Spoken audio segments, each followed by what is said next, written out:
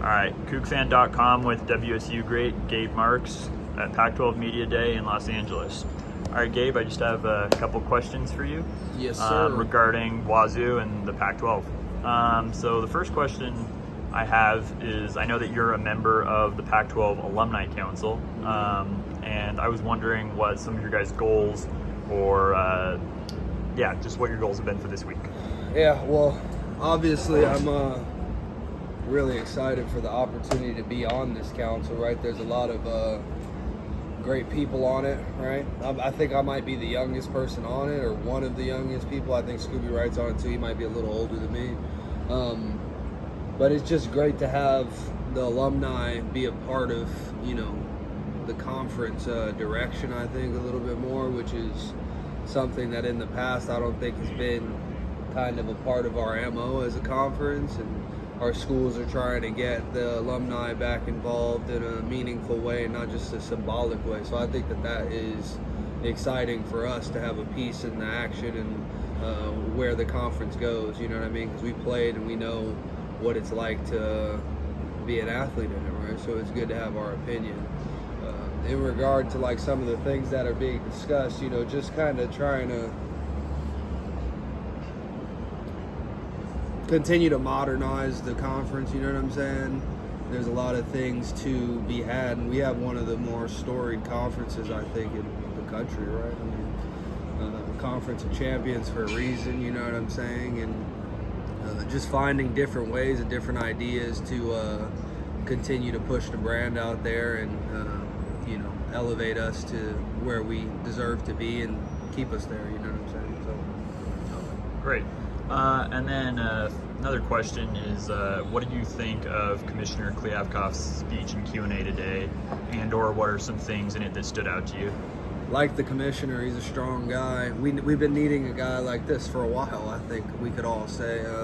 He's got a clear vision. We've talked a couple times with the group and the alumni council. He's come in and had some conversations with us. He's got a clear vision that plans to keep us united as a conference as much as possible. So I think the things that he's saying are all pointing in the right direction, you know what I mean? And it's good to have somebody at the head of it that you feel like is going somewhere rather than just kind of spinning our wheels and wondering what's going to happen next. So it's a good thing. Okay, great. And then a question more pertaining to WSU. What do you think the future holds for Wazoo football and Wazoo athletics with the rapidly changing landscape, obviously, of college sports? Yeah. I don't know who I heard talk about this a couple weeks ago, but I thought it was true. It's like WSU is, it was an old coach. I think it was Tony Bennett's father, who I think coached at Washington Dick State. Bennett? Yeah. And he was talking about like how there's a fear that the schools like the Washington States, Oregon States of the world are, going to kind of fade out or something like that. And, I agree with him. I think that Washington State's always going to have a place in the college football landscape, right? And we're always going to have our years where, like 2015, 16, Minshew's year, Leafs years, right?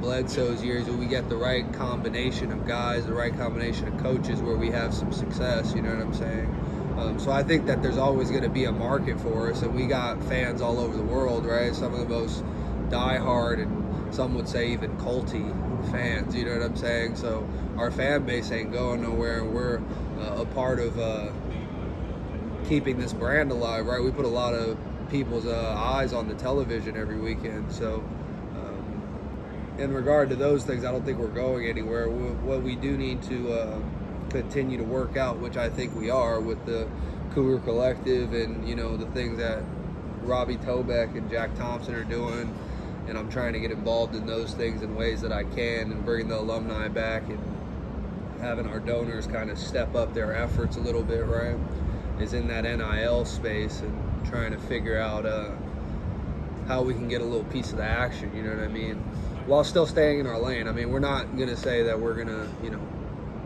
suddenly become like a monster of the NIL world, you know what I mean? But just enough to get the guys that we need, you know what I mean? The River Craycrafts, the, you know, Brett Bartolonis, Gabe Marxes, Luke Falks, you know what I mean? Those guys that build programs, which is what we do.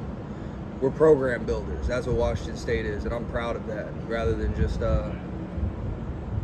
going and buying all the guys that we can get, right? We want the guys that want to be there, you know? So I think that's important for us. Okay. And the other small schools like Oregon State, and, you know, we're all Sure. kind of on that same trajectory, trying to figure out where our lane is, you know what I mean? Yeah, absolutely. And then one final question to wrap things up. With the Pac-12 losing USC and UCLA in the next 2 years, how do you think that will affect WSU's recruiting capabilities in Southern California? How do you think it'll affect? I'm not sure. You're not sure? I'm You not haven't sure. thought about it at all? Well, I've thought about it a little bit. I think it'll. I think it'll probably not be.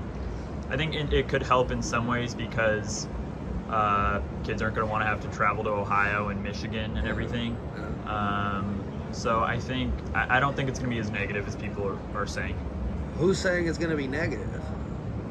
I don't know. I've been seeing that on Twitter. You just making this stuff up, huh? No. I'm just messing with you.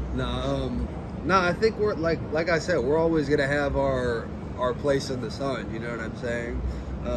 I think them making their decisions that they think is best for their university can open up, I think, more opportunities for us. Right? We've always had a pretty strong pipeline for whatever reason down to Southern California and through Orange County and LA and all those places, and we get a lot of our guys from there, right? I think it's more of an opportunity, right? I think it opens up the space a little bit more, right? I think obviously the kids that are going to want to go to SC and UCLA are going to go there regardless, right? But those other guys, right? We're looking for those guys, right? We're looking for those Gabe Marxes and, like I said, the River Craycrafts of the world, and you got the right coaching staff and the right recruiting team in place, right? You can go find those guys, regardless of the landscape and environment, you know what I'm saying? So I'm not worried about it at all. Okay, great. Thank you so much. Yeah.